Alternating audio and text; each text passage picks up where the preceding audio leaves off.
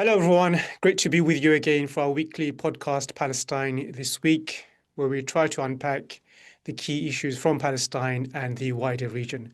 I am joined, as always, by my regular guest, Mouin Rabbani. Mouin, thank you for joining us. How are you doing? Thank you for having me, Nassim, and it's always a pleasure.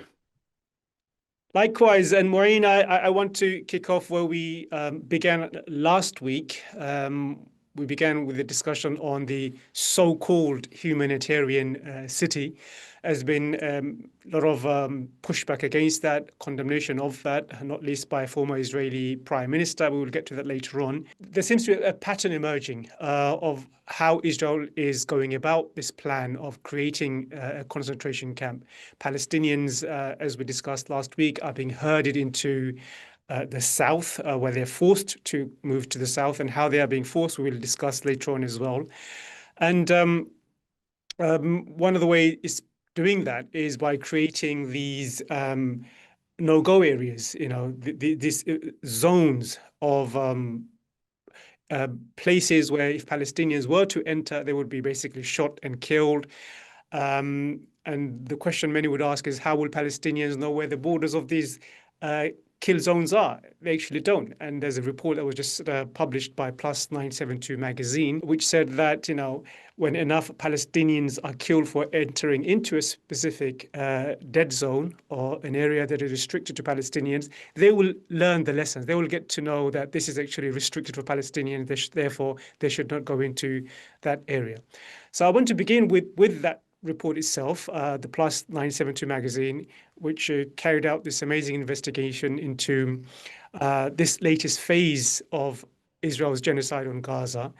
And the report itself, the investigation, looked at how Israel is repurposing, weaponizing commercial Chinese drones to attack Palestinians in areas outside the concentration camps. So effectively, bombing them and depopulating the areas and herding them into the south. And one of the things I found really shocking in that report is that dogs, which have been feeding on Palestinian corpses, as soon as they hear a bomb going off, they would rush to the area where they hear a bomb, knowing that there will be dead corpses to eat. And that was covered by the report itself. And I found that really, really shocking. So let's begin with that report and how it lays out the current phase of Israel's genocide on the Gaza Strip. Well, just to begin with your last point, anyone who is familiar with dogs or other pets would know that when they experience the sounds of heavy explosions, fireworks, and so on, they tend to get anxious and run away from the scene rather than towards it. But here, as you point out, they have come to associate explosions with corpses with food, and so they rush towards these sites and start eating the corpses of dead Palestinians.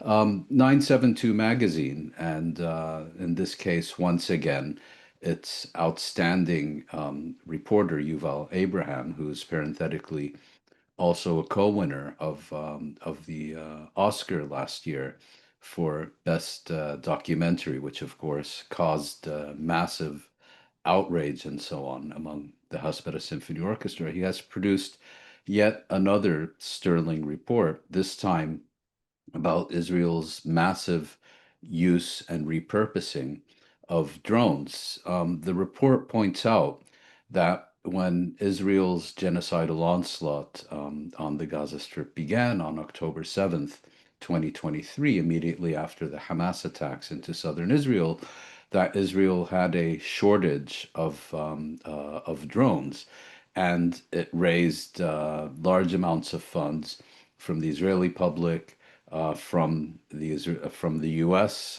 from its supporters in the U.S. So not the government, but from citizens and organizations, and was able to use this money to buy large amounts of Chinese drones. I think they're called Evo drones. And these drones are specialized in photography, and they were initially used for surveillance purposes in order to get a better view of the area in which the genocide was being conducted. But then at some point, Israel's military engineers discovered that they could actually attach hand grenades to these Chinese commercial drones and use them basically as unmanned bombers. And they have been using them so intensively that the report describes areas within the Gaza Strip controlled by Israeli forces that have been transformed into drone airports with these drones constantly taking off and landing and being resupplied with additional explosives. And this has been very important to Israel because these Chinese commercial drones can be had for a fraction of the price of the more sophisticated military drones in the Israeli military. Now, what this report conveys in excruciating detail is how these drones are also being used to implement the demographic engineering campaign of Israel and the Gaza Strip. So, for example, a certain area will be marked for death and destruction, and as soldiers testify to Yuval Abraham in this report, which I should add is not behind a paywall. Plus 972 magazine, put that in your search engine, and you can easily read this outstanding report by yourself. Soldiers explain that basically anything that moves is considered a legitimate target, even if they can clearly see that the object, that the person is unarmed, even if they can clearly see that the person is a child, and there's an incident of a child riding a bike getting killed this way. And there is no requirement that that the person being murdered present a threat in any way. Of course, in most cases, they're far out of reach of the soldiers doing the killing. And then the second main point that is raised in this report is that in addition to these kill zones, there are also exclusion zones. In other words, areas from which Palestinians are banned from entering. These boundaries are not conveyed to the Palestinians, and the way these boundaries are enforced, as soldiers explained to Yuval Abraham, is when enough people have been killed for approaching these red lines, then Palestinians will understand that they enter these areas at their own peril. It's the old adage of kill one, teach 100. So an absolutely genocidal, perverse, depraved way of conducting warfare, even in the context of the absolutely genocidal, perverse, and depraved campaign that Israel has been conducting since early October 2023. I guess it's worth pointing out that the Ukrainians have also repurposed these Chinese-made drones against Russia. And I assume it's not to this degree or this volume, I suspect. As a result, China banned the sale of such drones to Ukraine. So I wonder, do you think, China, after seeing this report, will now think about banning the sale of its commercial drones to Israel, knowing that Israel is repurposing them for the purpose of committing genocide in Gaza? Well, they certainly should, and one would hope that they do. But if I recall correctly, the report also points out that many of these drones are not published, sorry, rather, are not purchased directly by the Israeli military, but are ordered, for example, on websites like Amazon. So, while morally and politically, of course, this is absolutely what China should do, and that there's a clear precedent for it doing so. I think there's also questions to be raised about how effective such a decision would be in practice. And another factor in the herding and forcing the Palestinians to south is the weaponization of food. And we got another um, indication of how that's being carried out by another report by Forensic Architecture. And it showed in clear detail how Israel has systematically destroyed the civilian and UN network of aid distribution centers, forcing Palestinians to use the GHF Gaza Humanitarian Foundation set up by the US and Israel. So where Palestinians in the early on in the genocide in Gaza had something like 400 aid distribution centers to go to, run by the UN and various other civilian NGOs and organizations. Now they are limited to just 3 in the south. Four, There I was believe. 4. Three Well, in the I south think, and one in the center. yeah, Sorry and for 1 in the center. interrupting. Yeah, so 4. So this is again gives you another indication of how this is exactly being carried out: denying food, weaponizing food, forcing Palestinians into a small concentration camp in the south. And I think the forensic architecture gives us another layer of this, how this policy has been Yes. implemented. Yeah, and if I could just make one final point about previous topic we discussed. The report in Plus 972 magazine doesn't get into this, but given that such a large proportion of funds for the purchase of these drones is coming from contributions from organizations and individuals in the United States, given what we just discussed about China's obligations to cease such exports, it's also noteworthy that Americans can now participate in genocide tax-free. In other words, the monies they are given, that they are providing for the purchase of these drones, which are directly used to perpetrate genocide, are under US law considered charitable tax-free contributions. And I think that's worth keeping in mind as well.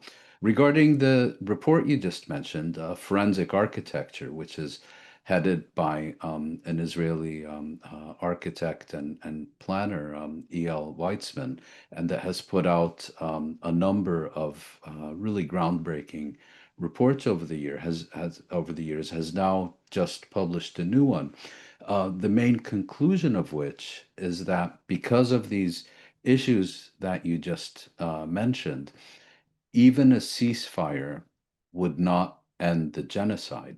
The reason being that Israel is now in total control of the delivery of humanitarian supplies to the Palestinian population of the Gaza Strip, and has thoroughly weaponized the aid distribution system, so that, as you mentioned, any Palestinian who wants to get a bag of rice or flour or anything that is required for sustenance cannot get it in the northern Gaza Strip, and has to travel either to the central region or to the southern region.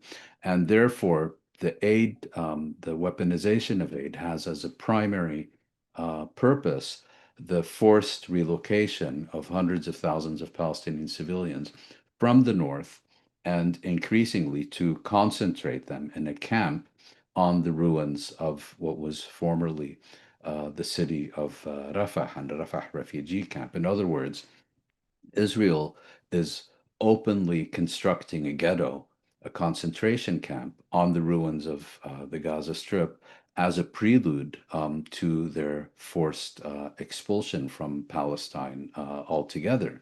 And the main point made by this forensic architecture report is that so long as Israel is permitted to remain in control of the aid distribution effort, it will continue weaponizing it to compel the forced relocation of Palestinians from throughout the Gaza Strip to Rafah. And under such conditions, even a ceasefire that Israel actually respects, would not end the genocide, because we're past that point now. And I think it's for those who continue to make claims that the purpose of GHF is to provide assistance to Palestinians, or that Israel is delivering aid to Palestinians more efficiently than the United Nations, and so on. It's worth noting that reports are now written that explicitly identify GHF as an instrument of genocide, and that it is so deeply implicated in genocide that its role would continue even in the context of a comprehensive cessation of hostilities. Now, looking back, having read those two reports, you can see why Israel very early on began to criticize UNRWA and the whole United Nations aid distribution network. I think very early on, even before the war, I think if there was an opportunity to carry out genocide in Gaza, Israel realized that they would need to dismantle the aid distribution Yes. of the United Nations, isolate the UN, take control of aid, and use aid as a weapon of war. And you can see incrementally how the way they've gone about doing that, delegitimizing the UN and Western countries backing Israel in this effort, you can see why this has been so successful and how this was kind of planned all the way. And if you looking back in hindsight, is all obvious to begin with. Yeah. Well, yes, and specifically, I mean the Israeli and for that matter, U.S. and to a certain extent European campaign against UNRWA is very long standing. It predates October 2023 by many years, and the main purpose of this slanderous campaign against UNRWA has nothing to do with aid, has nothing to do with Hamas. Its purpose is that UNRWA is seen as the most visible surrogate of Palestinian refugees and their right of return to their former homes under international law. UNRWA, of course, is an aid agency and not a political organization. The rights of Palestinian refugees and promoting those rights are not really within its mandate. But, in the crazy world of Israel flunkies and their apologists and loyalists abroad, the only reason there are Palestinian refugees is because of UNRWA. And in their twisted thinking, you get rid of UNRWA, you get rid of the Palestinian refugee question.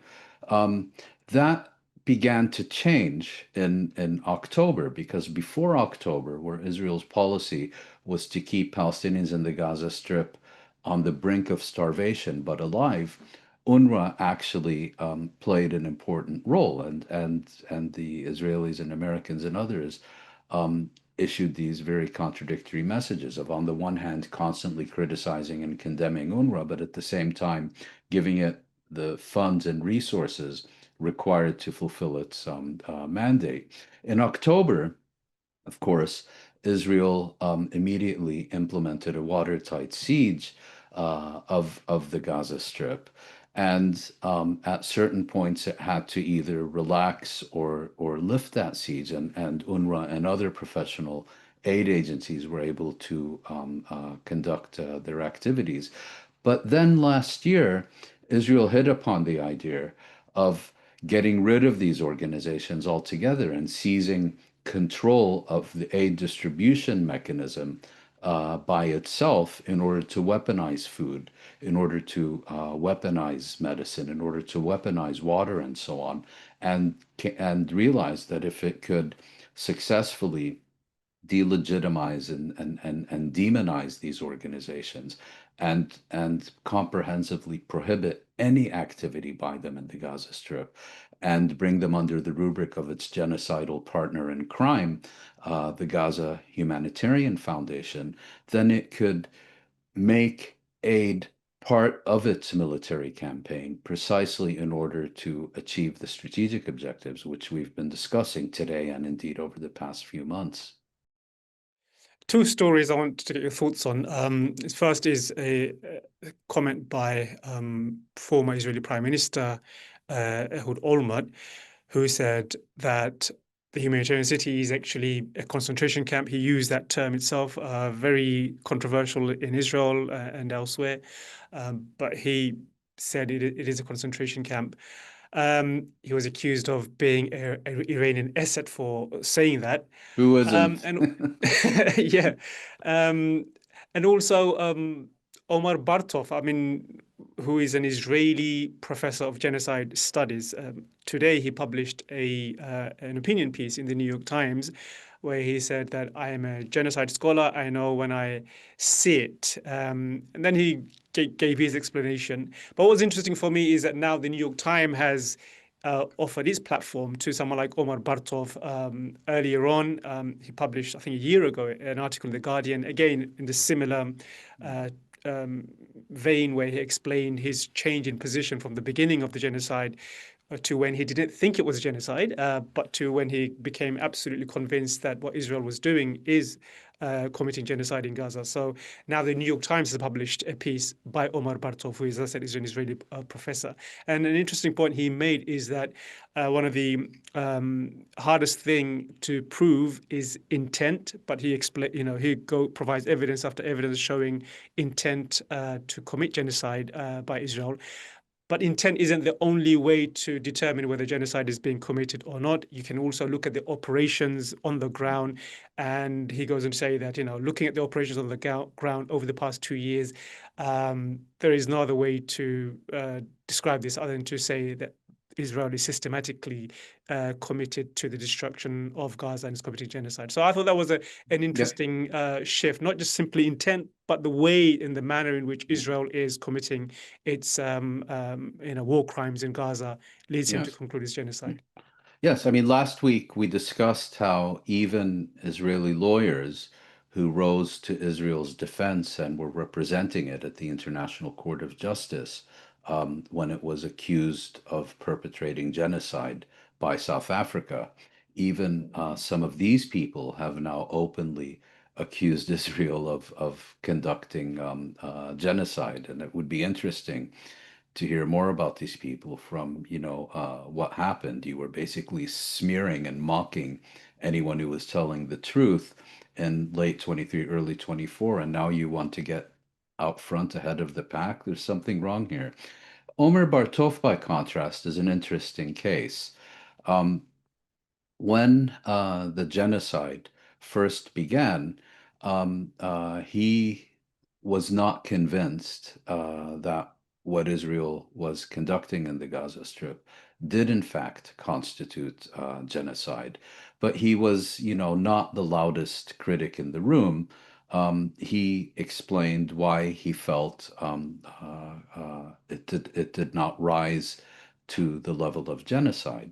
And then I believe it was over a year ago. In other words, he didn't wait till everyone else changed their mind, and all of a sudden, it became acceptable to question whether or not Israel was committing genocide. He wrote this very long account essay in the UK paper, The Guardian, explaining precisely how and why he came to the conclusion that his initial assessment was wrong, or rather that conditions had caught up with his definition of, or with the definition of genocide, as far as he was concerned.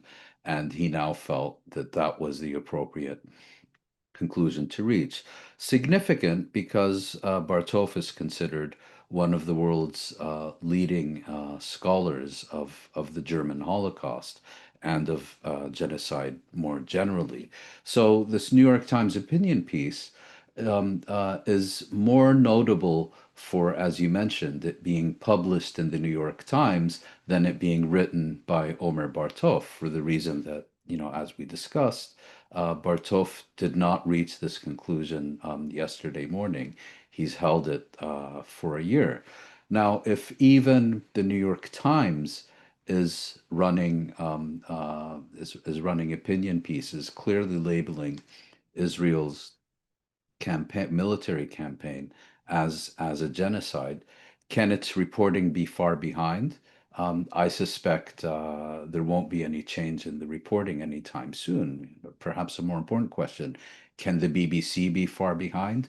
My expectation is that the BBC will remain very, very, very, very far behind and will continue in its punishment campaign against anyone who seeks to tell the truth about what Israel is doing rather than dedicate itself to reporting the truth about what Israel is doing.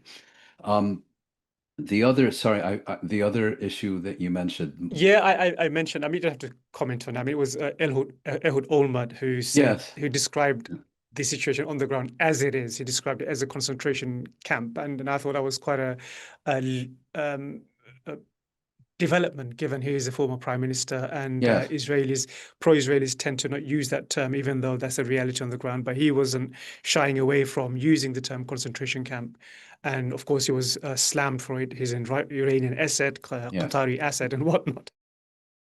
Yeah, no, I really don't have anything to add to the points you made. You know, here again, the factual content of Olmert's statement has been, you know, intuitively obvious to anyone who has eyes and ears for some time. But significant that even former Israeli heads of government are now coming to this conclusion. And the question is, you know, to what extent is he serving as a surrogate, for example, for leaders in the Israeli security establishment who don't want to see the Israeli military get involved in this scheme, not for moral or political reasons, but for practical reasons that they don't think this is an appropriate use of Israel's military resources. It should concentrate on killing and murder and genocide, you know, not on administering a ghetto. I'm sure in the 1940s, you know, you had similar views among German officers who basically said, you know, we should be rushing to Moscow, not administering a ghetto in Warsaw. Yeah. So we hear, of course, a lot about Israel's influence in the US, but I think we rarely talk about the Israelization of America. I mean, I use that phrase intentionally because last week, as we know, a American Palestinian was killed by Israeli settlers in the occupied West Bank. Saifullah Kamal Musallat, he was basically beaten to death by Israeli Lynched. lynched. Yeah, he was lynched. Mm. That's the proper word for it. And we saw in how the American government responded when U.S. citizen Aiden Alexander, you know, who was abducted by Palestinians. Aiden Alexander served in the Israeli occupation forces, and he was abducted, and the length to which the Trump administration went to secure his release. We saw the extent to which they did that. And here we have again a Palestinian citizen of America who was lynched, and I guess one would, and we've not really heard anything, and one would assume, you know, that America has two-tier citizenship, which is exactly what Israel has. And I think this is an example of the Israelization of America, where America sees one group of citizens as having lesser rights than other groups of citizens. So just wanted to get your thoughts on the fact that, you know, there's such a double standard when it comes to Palestinian Americans being lynched and killed, whereas when an Israeli soldier who's an American citizen was abducted, America went to great lengths to secure his release. Yeah, no, it's an obvious double standard. I mean, Saif Musallat from Tampa, Florida, if I'm not mistaken, ran an ice cream store there. Was beaten to death by a settler lynch mob in the West Bank, and um, crickets, you know, total silence from the U.S. government. My own expectation had been that. Um, the U.S. would congratulate Israel, but they chose to say nothing, and this, of course, conforms to a consistent pattern by U.S. governments when Israel murders U.S. citizens, and as you know, this is hardly unique to the Trump administration. You may recall when Israel murdered in a premeditated killing the iconic Palestinian journalist Shirin Abu Akleh, who was also a U.S. Citizen. Blinken went into overdrive to engineer a cover-up on Israel's behalf. So, you know, the U.S. likes to flex its muscles and talk tough about consequences for any state or government that harms or kills a U.S. citizen. It's absolute nonsense. Um, if if a U.S. citizen is harmed or killed by a adversary of the United States or an individual who's blacklisted by the United States, then of course the full resources of the U.S. government are mobilized to hold that person accountable. But if such murders take place by U.S. allies, and particularly by its favorite foreign proxy, Israel, then all the available resources of the US government are mobilized to ensure that there is impunity and that there is no accountability. And as we saw with Antony Blinken, uh, the government will mobilize everything it can to ensure there's a cover up of the killing. So that's the way, unfortunately, that the United States works. And now we have also another incident in there was a pogrom in the village of Turmosaiya in the West Bank a few weeks ago, where the majority of residents of that village are actually U.S. citizens. And again, not a word from the U.S. Government. And related to this, last week, there was another settler pogrom in the village of Taibe in the West Bank.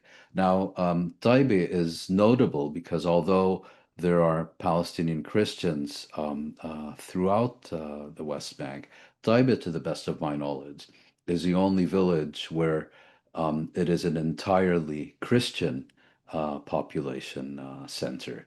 And these settlers rampaged through the village, set fire to a church, and so on. And what was the response of the self-proclaimed champion of Christianity, Mike Huckabee, the U.S. ambassador to Israel, perhaps better characterized as Israel's ambassador to the Trump administration? Absolutely nothing. For these fanatic Christian Zionists, the persecution of Palestinian Christians by Israel is acceptable collateral damage on the road to Armageddon. That's the world we live in, not in the first century, in the 21st century. Mm. You mentioned the village of Tabi. This is it has one of the oldest graveyards and monasteries. Apparently, this is also the place where Jesus Christ sought refuge. So, Christian nationalist Huckabee, who is also evangelical Christians, as you mentioned, despite the destruction, setting fire of Palestinian Christian villages, there's been no comment from him or any Christian nationalist in the US. I mean, I don't need. I mean, I just you mentioned. Yeah, so I think I just wanted to add that point. If, Moving if on. I may, Nassim, these self-proclaimed champions of Christianity, these Christian Zionists, they would gladly see every last Palestinian Christian slaughtered, if that's what's required to make way for Israeli annexation and Armageddon and the Second Coming and all of that. And the irony, of course, is that Palestine is a birthplace of Christianity. The first Christians on earth emerged in Palestine. And now you have some cowboy from Arkansas, from a country that's less than 300 years old, coming to tell Christians in the Middle East that they should basically get on their knees for the U.S.'s favorite foreign proxy. It's beyond words. And talking about the Israelisation of America, we spoke last week about this racist campaign against Zohran Mamdani, who's standing to be the mayor of New York. So one of the attempts is to strip him of his citizenships, to block him from running for the US mayor. So, I mean, I mentioned that because over in Israel, you have the Arab member of Knesset, Ayman Odeh, who is again subjected to a similar campaign to expel him from parliament. Odeh has written an opinion piece in Harrods, and I want to get your thoughts on this opinion piece. But again, I think that there is a kind of Israelisation of American politics, where an American citizen who stands to become a public official is somehow blocked or being denied, or there is a campaign to deny that because he's seen as less of a citizen, he's seen as an other. There's a racialization of American citizens. It's just this carbon copy of what Israel does to its citizens. There's a hierarchy of citizenship, so which is why I'm using this term, Israelization of Yeah, American well politics. put. Well, what's interesting about Mamdani, if I could just say one thing about that, is that of course he's being denounced and smeared and all the rest of it as a communist, as a jihadi, as a communist jihadi, and a jihadi communist. But you look at many of his most vociferous opponents, and for them, the mere fact that he was born Muslim is sufficient to disqualify him. It doesn't matter what he thinks, um, uh, a Muslim should not be an elected official in the United States. It is illegitimate for a Muslim to be the mayor of New York. I mean, imagine what would happen if these same people began making the exact same statements, but substituting Jew for Muslim. We can't have a Jew as mayor. He's a Jew, therefore he should be deported, and so on. There would be universal outrage. But in the United States, this has become mainstream discourse. I should add on both the right and the left. You look at the Democratic Party establishment, there's not that much to distinguish them from their Republican colleagues on this issue. And as you mentioned, it's in part, of course, the Israelization of U.S. politics. In Israel, Palestinian nationalist parties are illegal, and they have been repressed since the 1950s. I'm not talking about um, uh, PLO and so on, but parties within Israel that seek to form themselves as political parties, for example, to contest elections and so on. But some parties, of course, have formed. There's a coalition known as Hadash, which includes a joint Arab Jewish Communist Party and some others. And Ayman Audi is a prominent member of the Israeli parliament of this coalition, and he published an opinion piece in the Israeli newspaper Haaretz, basically taking an anti-war position, basically calling for a ceasefire.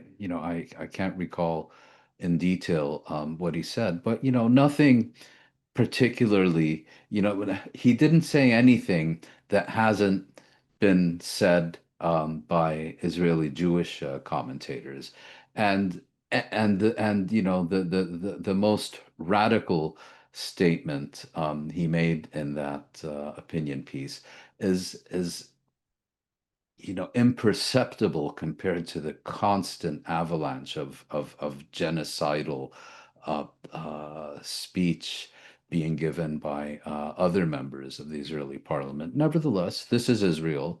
An Arab said something we don't like.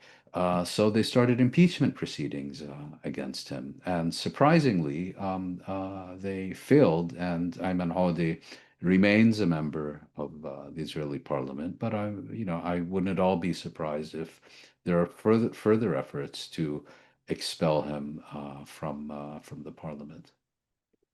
Let's turn our attention to some of the wider discussions around Palestine. And I want to begin with the news of President Emmanuel Macron, who is now not expected to be at a UN summit for the recognition of a two-state solution.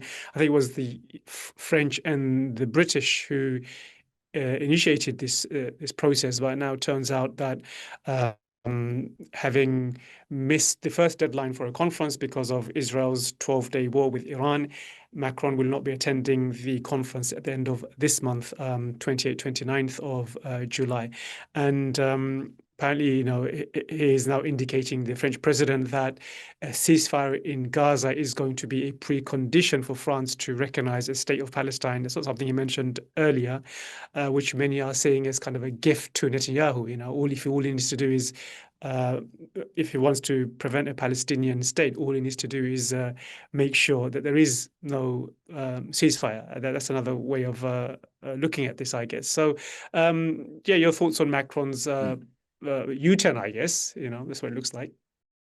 Yeah, many people are accusing French President Emmanuel Macron of making a U-turn. I'm not convinced because I didn't see any indications that he ever intended to recognize Palestinian statehood. This began as, in fact, a French-Saudi joint initiative to convene an international meeting at the UN headquarters in New York at the end of June about a two-state settlement. And Macron at the time said that France was considering recognizing Palestinian statehood. He never said they would. He hedged his bets from the very outset. And in an article I wrote at the time, said it was more likely than not that France would not recognize such statehood. And what appeared to be the case is that France wants to march in lockstep with the United Kingdom on this matter, and that as long as Britain won't recognize Palestinian statehood, which I don't expect it ever will, even 50 years after a Palestinian state is actually a reality on the ground, France won't either. France wants to work in a broader European, EU, or otherwise context. And then, as you mentioned, the conference was canceled because of Israel's war against Iran. And now it has been rescheduled, but this time the French president, who was supposed to attend in late June, has indicated he won't be attending. So is precisely what one expects from European leaders. They will never do anything to harm their favorite child, Israel. Israel is their creation, for God's sake. They have been coddling it since 1948, and they're never going to do anything to hurt, to hurt their offspring. Even recognition, is considered unjust punishment.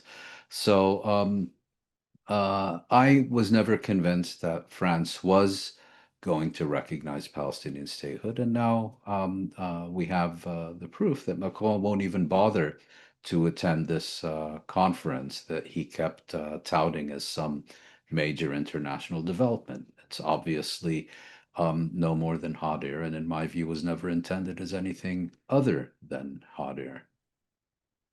And picking up on your point about Israel being Europe's favorite child, so last week we spoke about the EU-Israel Association Agreement.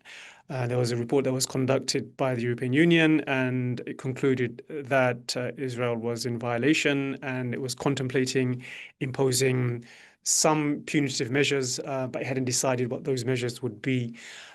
This weekend, it turns out that the European Union's coordinator for combating anti-Semitism, someone by the name of Catherine von Schnurbein.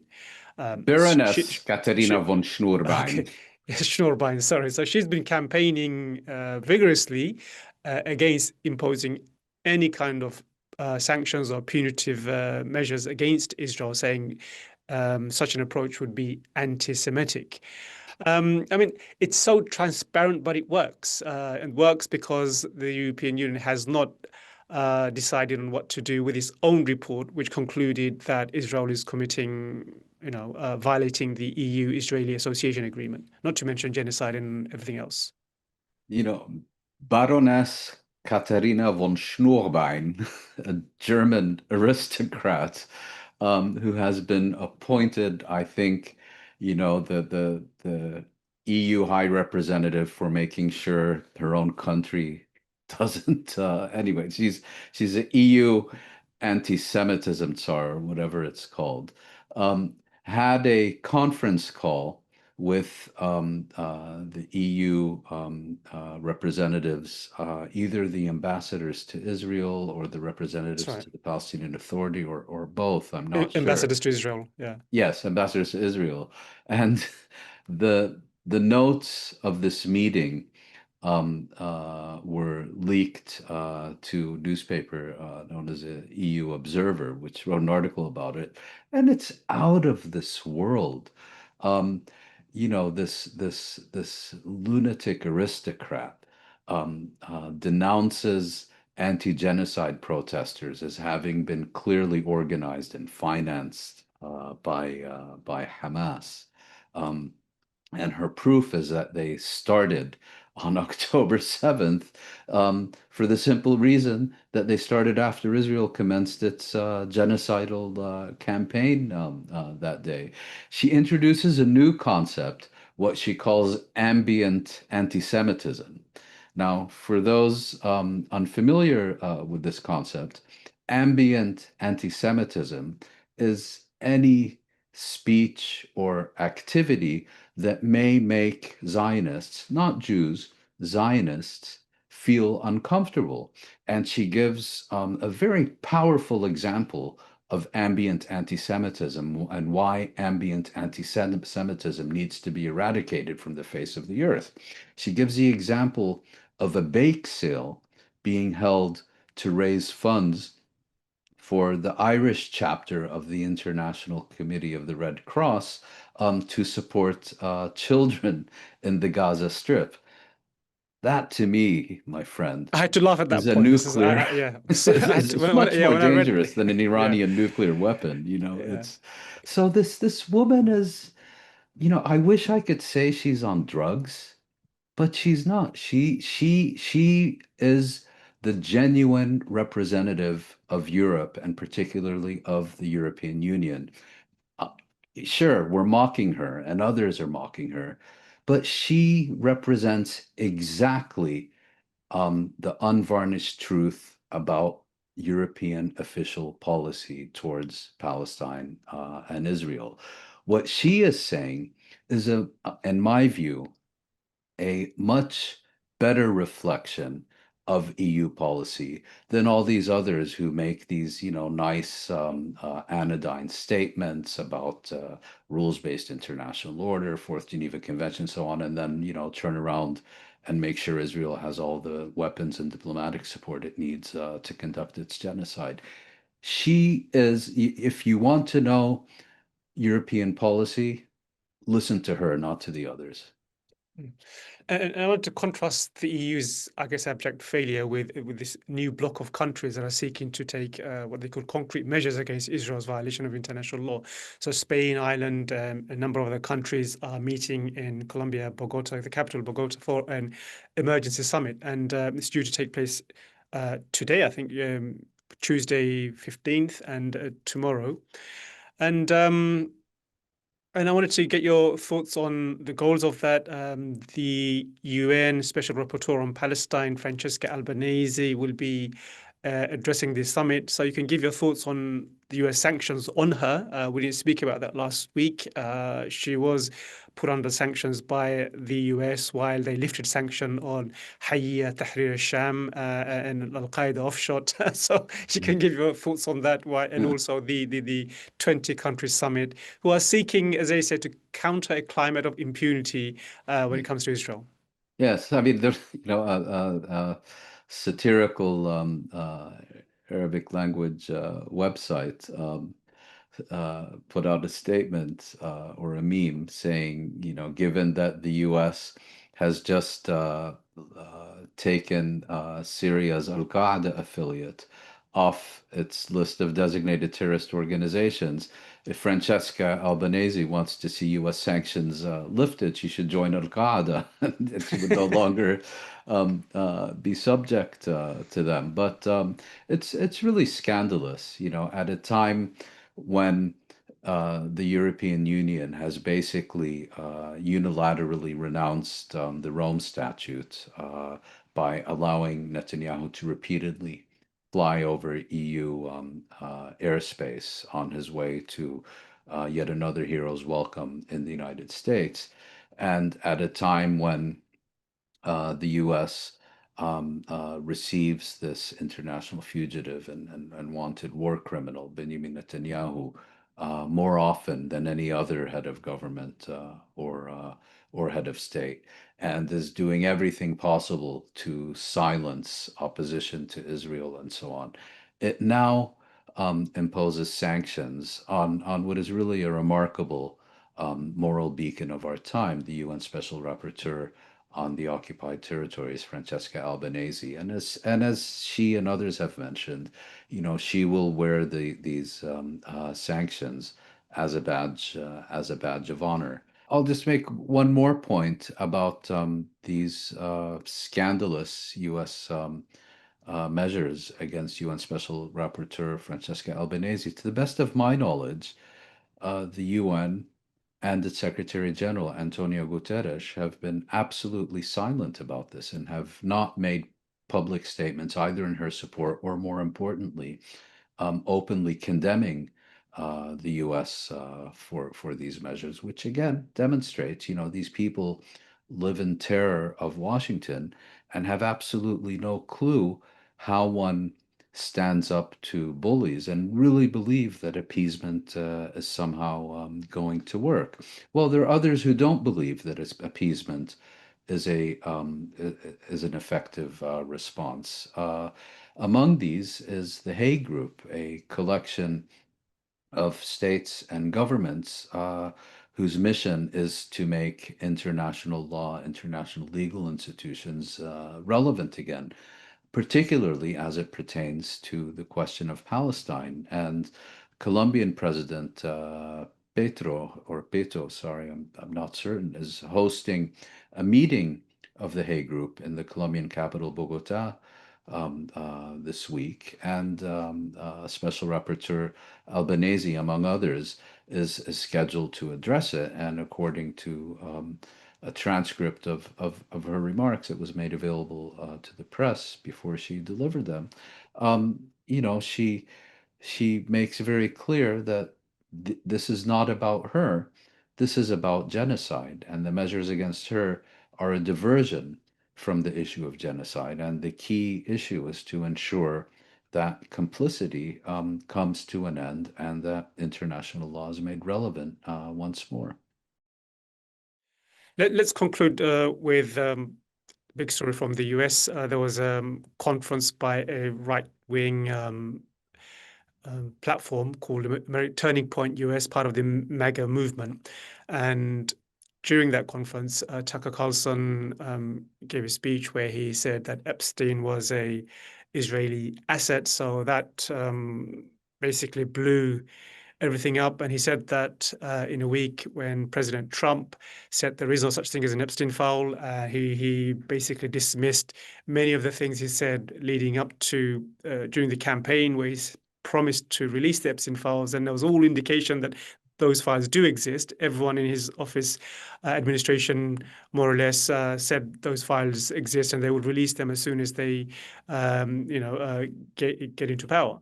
Now, Trump has turned his back on nearly more than half of his base by doing that.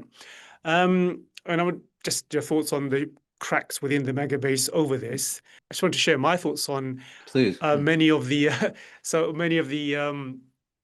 commentators on this who will say, Trump is obviously not in those files, because if he was in those files, then President Biden, the previous administration, would have used that, weaponized that against him. But I mean, for me, that really doesn't add up, because if we assume Epstein is a foreign asset, then we can assume that there are more Epsteins out there who are using such techniques to blackmail officials and heads of corporations.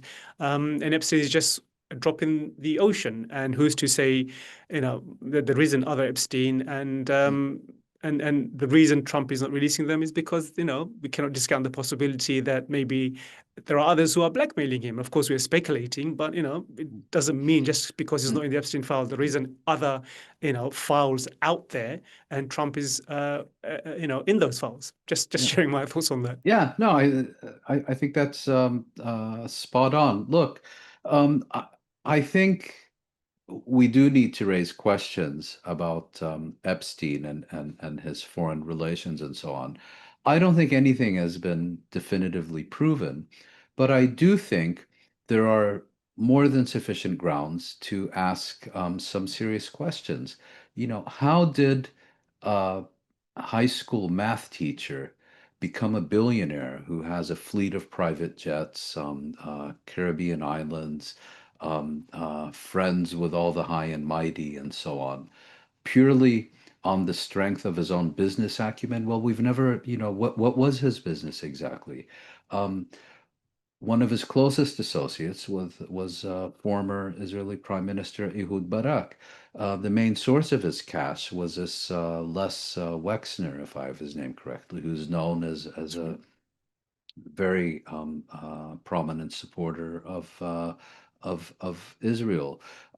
It has been reported on numerous occasions that he installed video cameras throughout his properties, and not only to keep people outside his properties from entering them. Um, you know, th there are legitimate questions to be raised.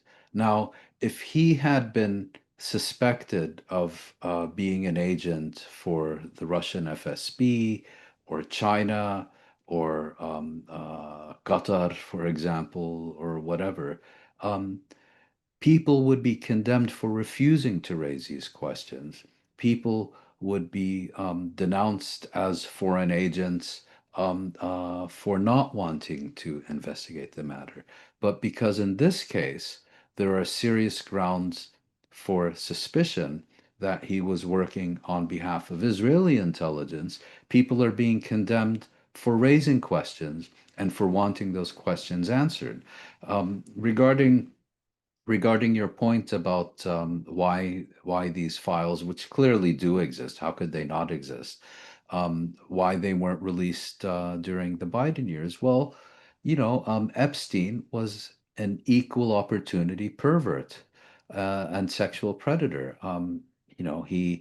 He was friends and associate not only with Trump, but also with Bill Clinton. He was close with Alan Dershowitz, lest it be forgotten. So, quite clearly, there is very many, very substantial questions that not only need to be asked, but also need to be answered. Will we ever get to the bottom of this? I rather doubt it, but by not conducting these types of investigations, the rumors will continue to fly and only increase. Now, this Turning Point USA MAGA conference is quite interesting because here again, you had an icon of the MAGA right, Tucker Carlson, basically saying that he felt that any American citizen who serves in the Israeli military should lose their citizenship. And there was a complete meltdown. How dare he? Well, imagine if Tucker Carlson had simply said, I believe that any US citizen who serves in a foreign military should have their citizenship revoked. You would have gotten a standing ovation. But when you make the same statement about Israel, all of a sudden you're an anti-Semite, it's blood libel, you want a second Holocaust, and all the rest of it. The problem with Israel and its flunkies is they have had it so good for so long and been coddled so intensively by their sponsors in Israel and Europe that they have become allergic to not only condemnation, but criticism, and not only criticism, but even questioning, even questions that we are required to ask of anyone and everyone else. Mm.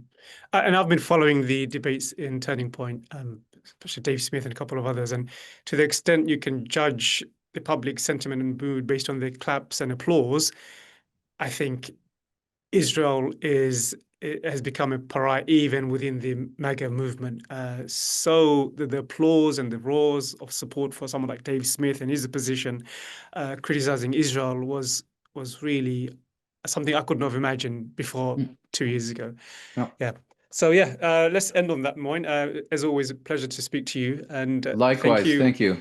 and thank you for tuning in. I hope to see you again next week for another podcast on Palestine this week. Bye bye.